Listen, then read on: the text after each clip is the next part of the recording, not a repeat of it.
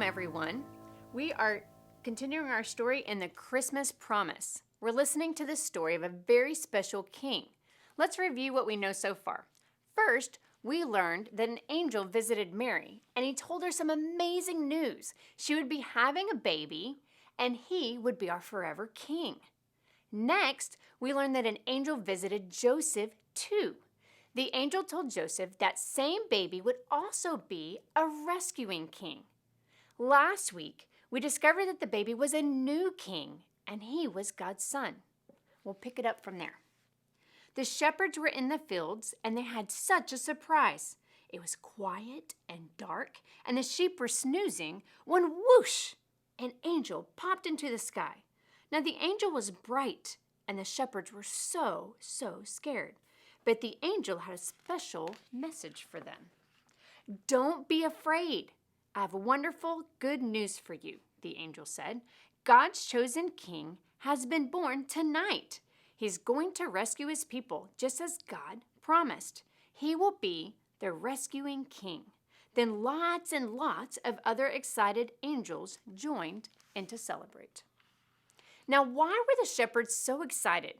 Well, they were excited because the rescuing king was born.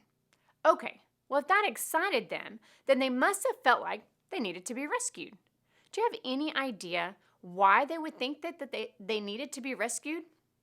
Well, way back in those days, God's people were living in a place where other countries ruled them, mainly Rome. You see, they weren't Romans, but they had a Roman king. They were kind of like second-class citizens. What that means is that they didn't have many rights. They had to follow leaders that they didn't choose and that didn't really care about them.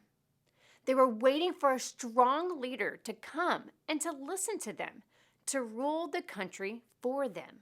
So when they heard that a king was born and he was going to rescue them, they were like, woohoo! And I'm sure they thought, great, now we can become our own country again. Now we can have people in power that love us, that want us to do well. Now we can have better jobs and not be tortured by outsiders that rule our land. Now we will have a good king. They wanted an earthly king. They wanted to make laws, someone to be fair, someone to protect them. It's kind of like they wanted a president, someone who will work at making their country strong and better. Now lean in a little bit. I'm going to tell you a little secret. They didn't even know what they really needed rescuing from.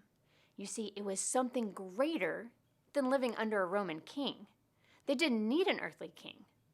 Do you remember a couple of weeks ago when we talked about a man named Isaiah and about how God told him about the new king hundreds of years before the king actually came? It's from Isaiah chapter 53:6. It says, all we like sheep have gone astray. We have turned away every one to his own way, and the Lord has laid on him the iniquity of us all. You see, the shepherds didn't realize it, but they were more like sheep than they thought. You see, evidently, sheep get lost easily, right? At least that's what I've heard. They go astray. Well, Isaiah tells us that we go astray just like sheep. And what do we call it when we go astray? When we go our own way? When we don't follow God's plan? Well, we call that sin. So the shepherds were sinners, and they needed a rescuer to take the punishment for their sin. This new king had come to rescue them from their sin, to take their punishment. They needed a new kind of king, a forever king, a rescuing king. Do you ever go astray? Do you ever sin? The Bible tells us that all of us do. So not only did the shepherds need a rescuer, but we also need a rescuer. And I'm so thankful that God sent his son to be that rescuer for us. So next week, we're going to hear some more about this story, more about why the shepherds should rejoice and why we should too.